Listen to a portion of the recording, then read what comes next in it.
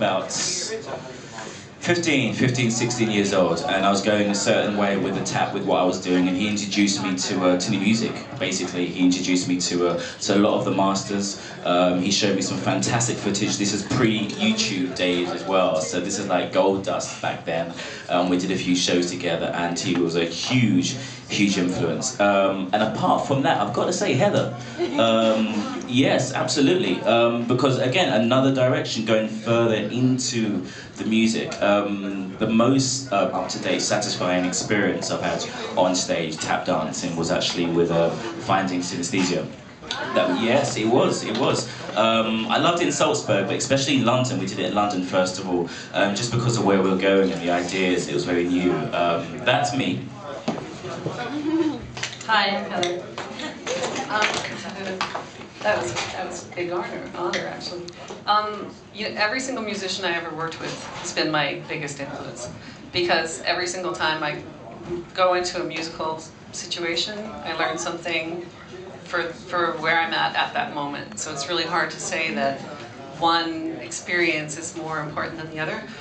As far as real sort of mentors go, Ray Brown is probably my biggest musical mentor. Wise, very wise man, taught through experience and through playing together. Hardly any discussion going on except for fighting over arrangements. And then dance-wise, you know, I can't say one of my mentors. They were all equally important. Charles Cookie Cook taught me about jazz music and about embodying the music. Eddie Brown changed my whole sense of rhythm. And I asked Eddie. Eddie was the most prolific dancer I ever met. He just consistently came up with new rhythms, never repeating himself. And I said to him one time, because he would exhaust you. You'd be in a session with him, it would go on for 8 or 9 hours. I kid you not. And if you asked him if you could eat, he'd get mad. He was really skinny too. But I remember one time saying to him, Eddie, where do all these rhythms come from? And he said, it's the little man in my head talking to me. So that's the kind of help I got. And then Steve Condos for being so disciplined, unbelievably disciplined. We'd show up 10 minutes late for rehearsal and he would have already been there half an hour at the age of 75, working and didn't wait for anybody to walk in the door, just got there and hit the boards. And when you came in, there was never a vibe of you're late. He would just turn around and say, hi sweetheart, and continue working. And you would fall in behind him feeling like an idiot, and the next day you were on time. So he was a huge influence for discipline. Who am I? Buster Brown for groove, because he walked down the street in the groove and stopped traffic just by walking down the street, and he was the best dresser I ever met. He unbelievably stylish cat. Harriet Brown for being a very important dancer in a time when there weren't a lot of women soloing. She was a sand dancer and she taught me how to sand dance. She was the only female sand dancer until she taught it to me, and she really wanted to pass it on to a woman. Who am I missing? And then all the other guys. Jimmy Slide, Honey Coles, Chuck Green was another huge influence. Who am I missing? Lon Chaney, all these guys. Gregory Hines. Gregory Hines for being the best leader of the tap scene ever. I mean, because we were on our way back when I hit New York in the early 80s, and he was the most committed human being to tap dance on the face of the earth. Every project he did, he made sure he incorporated a tap dancer in it. He did a TV special for us so that we'd all get TV experience. He did a movie and integrated tap into it. He was completely committed to being a tap dancer. And he always, every time he was interviewed, he'd say, I'm an actor second and a tap dancer first. Oh. And he was such an incredible, wonderful, all-inclusive guy. Who else did we miss? Brother. Oh, Maurice. Maurice Hines. Maurice Hines was kind of in a different style. He didn't really, he kind of went more between the two styles that were really happening at the time, between rhythm tap and Broadway tap. He was more of a physical dancer too, Maurice. He was a gorgeous jazz dancer, and Gregory really stuck to the rhythm. So they were really amazing. You know, his brother was part of the act Heinz and Dad when they were kids. They were an act, and they did the Ed Sullivan Show all the time. Oh, Peg Leg Bates. Have you ever heard of Peg Leg Bates? He was the performer who performed the most on the Ed Sullivan Show from every discipline, every comedian, every whatever. Peg Leg Bates performed the most on the Ed Sullivan Show, which, Gregory used to talk about this, which, if you think about it at the time, black performers were not showing up a lot. So that was a huge thing, that he was the performer that worked the most. And he was, for me, he's a huge, well, you just have to listen to Peg Leg talk. And, you know, he'd always say, I'm glad I'm, you know, he had one leg, right? Tap dancer with one leg and a peg. And he could do more rhythms than people with two legs. He was unbelievable. And he used to say, I'm glad I'm this way, because this is who I am. And his style, really, he had this style with this bass note from the peg leg that nobody could imitate because of who he was. So he's a great, whenever I teach workshops with disabled people, it's great because I can talk about peg leg. And, you know, there's no limitations. Another question? Same question to the band.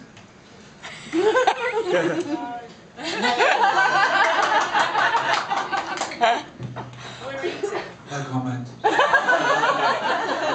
What's the question? You want the same question? Yeah, same question to the band. Who's your biggest influence?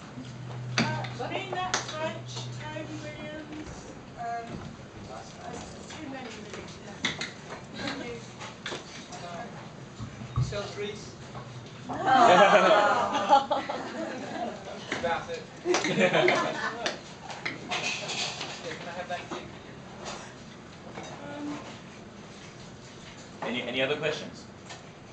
Yes, yes. Sorry to completely obvious question, but what's Sam dancing?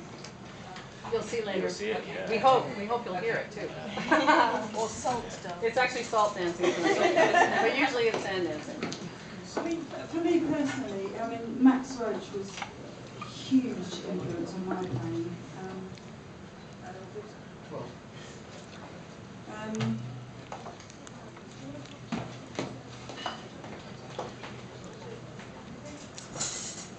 Michele, use that mic there, use that mic there. More about the tap, really.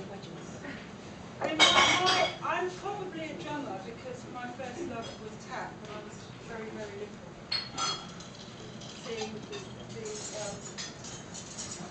Seeing the Nicholas brothers and actually Fred Astaire as well, and it was a huge influence on me. And that's why it's so thrilling to have Heather here. Because these guys, she knew all these guys, and you know, I grew up in Cornwall, and seeing the Nicholas brothers was just like they were from Mars. It was something else. So this is really exciting for us to have Heather here. Here. Really fantastic. But this is about the time. So come back. Come back. Couple more questions. Are there any other questions? I've got another question. When and where did you have the most fun? Oh my goodness. Where did you have the most fun? With your clothes on. Sorry, so with my clothes off, I'm like, are you Okay, so most fun. Yes, I can tell you where I had the most fun. One of the places with my shoes on where I had the most fun actually was, I don't know if John remembers actually, but the first time I did a tap gig with Toby's Tap, and it was at the Spitalfields Market. Yes. Yeah. I was 15 or 16 years old, and I learned a routine to so what. And it felt like it lasted a lifetime, just learning every step. Like, oh, we finished it, when did we finish? And we got it down, and we performed it, and it just felt great. And I remember at the end when Toby was calling our names at the end, I was so excited about the performance that I did a turn and I did a jazz split in the air. But the thing is, I'm not flexible. So I just pretty much did this in the air, thinking I am so hot. You know? So that's the first time I can remember that in regards to that, just because of how it felt to be doing this. You know? So that's me. There's a million of them. Yeah, it's hard to pick one in particular. Wow. This could go on all night. I mean, seriously, the week that we shot the PBS special in New York, because every tap dancer that was working at the time, now this is how small the scene was in the 80s. This was shot in 89. And every tap dancer that was really working a lot on the East Coast was in the PBS special, and the tap dancers that were working a lot on the West Coast were in the movie Tap. What's PBS? PBS special, public broadcast. It's a TV channel, and they do a lot of. It's sort of like Bravo. They do a lot of great documentaries.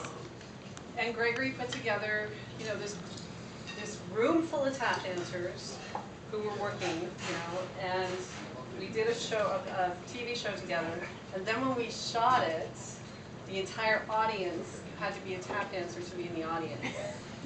Wow, you can imagine how much fun this was. So it was a room full of tap dancers or tap dance freaks, right? So, you know, it was like crazy when you shot your spot. It was like the most energy pumped into you. It was kind of freaky, you know, because everybody's like, ah! And the week was like being in Oz, you know, because we were all hanging out for the entire week. The scene was so, it was just like love, love, love, love, love. It was really a great week. So that one definitely, you know, little tiny things. Like I remember I did a gig one time in some town in Germany with some Siggy Finkel, a sax player in Germany. And we said, what do you want to do? I don't know, let's do, you know, we picked a tune, a ballad. We went out there and we went into an alternate universe when we did this. We went on for apparently 25 minutes. Neither of us had any clue how long we had been playing. But we were so locked, we didn't, there was no time. Right? And I just remember afterwards going, and the audience stayed with us the whole time, and they were saying, it's like you guys were, you know, in another universe. And I said, we were. But it's so cool to you know, to play with somebody who you've never met before, and to find that place was amazing. And you know, every I don't know, it's always fun. If it's real, it's fun. You know, if you manage to stay real, it's always great. I could tell you 1,000 other ones, but you know, we're not here to talk that much. Yeah, that's a good one. We're here to play, so I think we should pick this up. You know, yeah, you know what? Does that good job? I just screwed up. One more question while I screw in my time.